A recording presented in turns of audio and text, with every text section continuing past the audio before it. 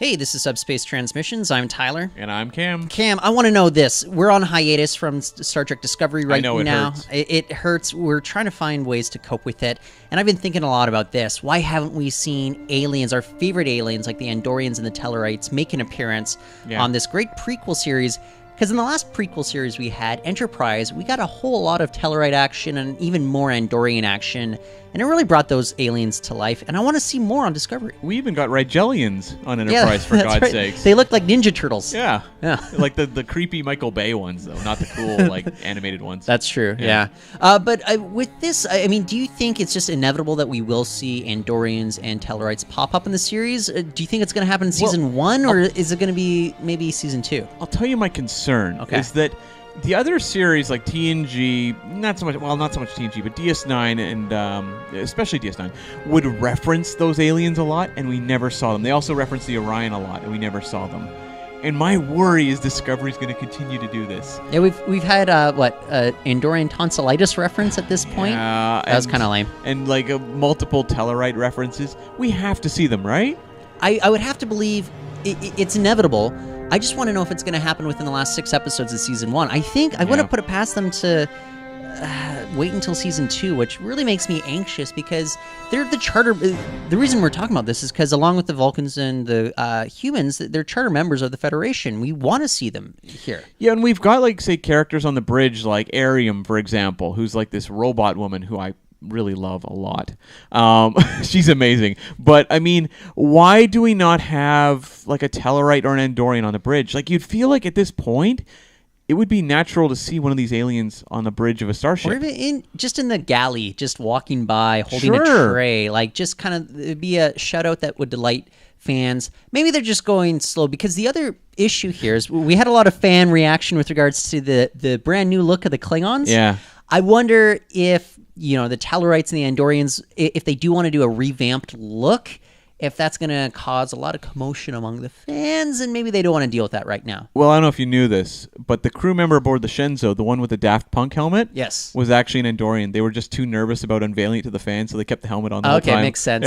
Yeah, that's why she had to be taken off the bridges, because her antennae were just getting really sweaty. Got wrapped up in the VR helmet. Yeah, okay. Makes sense now. But Cam, do you think we're going to see a brand new look, or just kind of an updated sort of look for these aliens?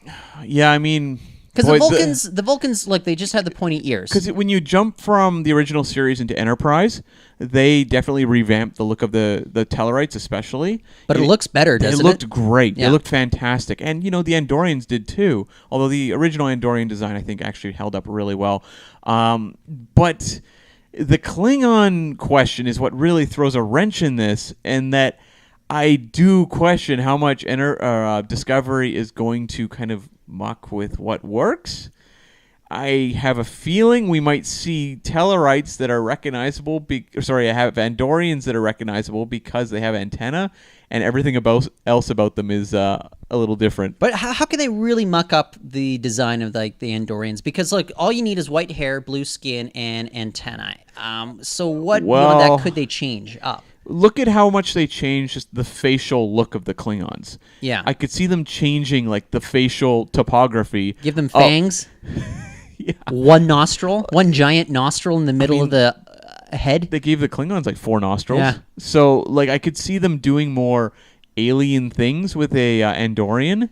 And I'm not saying I want that, but I could see them doing it. Is that one of the larger issues, though? It's maybe... just because you can do something with design doesn't mean you should. I just wonder if we're getting to an over-design problem. I like keeping things simple. And those classic looks that we had from those classic aliens, they worked for a reason. There's a reason we're still talking about them. I think Enterprise did it right, in that they updated it using the technology and the makeup techniques they had at the time to the best of their ability, but still honoring what came before. And I think that's, a reason that Discovery's gotten so much flack for its Klingons is that they don't feel like they're really honoring either the original series or the TNG sort of era Klingons.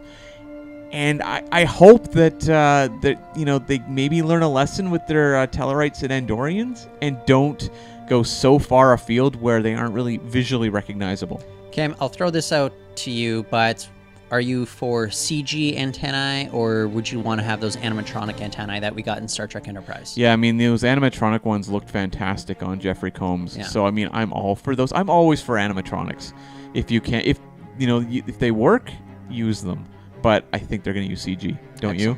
I worry they will. Yeah. I don't want them to. They'd look so much better, because the whole time I'd just be looking at them and be like, okay, that's computer generated.